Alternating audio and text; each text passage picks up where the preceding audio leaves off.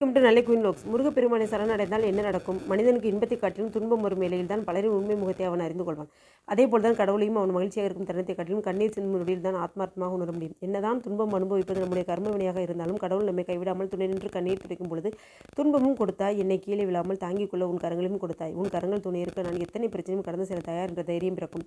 இதுதான் கடவுளின் கருணை. ஆக மனிதனுக்கு துன்பம் என்பது பெரும்பாலும் அவனை பிடிக்காமல், அவன் வளர்ச்சி பொறுக்காமல், அவனின் மிக நெருங்கியவர்களை எதிரியாக மாறி அவனுக்கு தாங்கிக் கொள்ள முடியாத கஷ்டத்தை கொடுப்பதால் வருவதே. அந்த வேளையில் ஒரு போருக்கு செல்வது போல் அவன் மனநிலை இருக்கும். அந்த நேரத்தில் நமக்கு இருக்கும் ஒரே துணை கடவுள் மட்டும்தான். அப்படியாக கலியுக வரதன் கண்கண்ட தெய்வம் முருகப்பெருமான் பக்தர் அழுகையை பார்க்க பொறுக்காதவர். அவரை பற்றி கொண்டால் எதிரிகள் தொல்லையும் விலகும். அதோடு எதிரிகள் மனதில் நம் மீது உள்ள வன்மம் போக்கி அமைதியான சூழல் உருவாக்கி அருள் புரிவார். நாம் தீராத பிரச்சனையில் சிக்கி தவிக்கும் பொழுது அருகில் இருக்கும் முருகன் ஆலயம் அல்லது உங்கள் மனதிற்கு பிடித்த முருகன் கோவிலுக்கு சென்று அபிஷேகம் செய்து அதை கண் குளிர தரிசனம் செய்ய வேண்டும். இவ்வாறு செய்யும் பொழுது நம்முடைய கவலைகள் படிப்படியாக குறையும். முருகப்பெருமானின் மந்திரங்கள் பாடல்கள் பாடி வழிபட தீர்விற்கு வராத பிரச்சனையும் அவன் அருளால் முடிவிற்கு வரும். ஆனால் மனதார அவன் நம்பி அவனை சரணடைந்து நாம் வழிபாடு செய்ய வேண்டும்.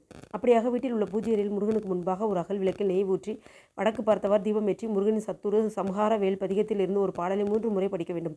பாடல்: சண்முக கடவுள் போற்றி, சரவண துதித்தாய் போற்றி, கண்மணி முருகன் போற்றி, கார்த்திகை பாலா போற்றி, தன்மலர் கடம்ப மாலை தாங்கிய தோளா போற்றி, விண்மதி வதனவள்ளி வேலவா போற்றி போற்றி.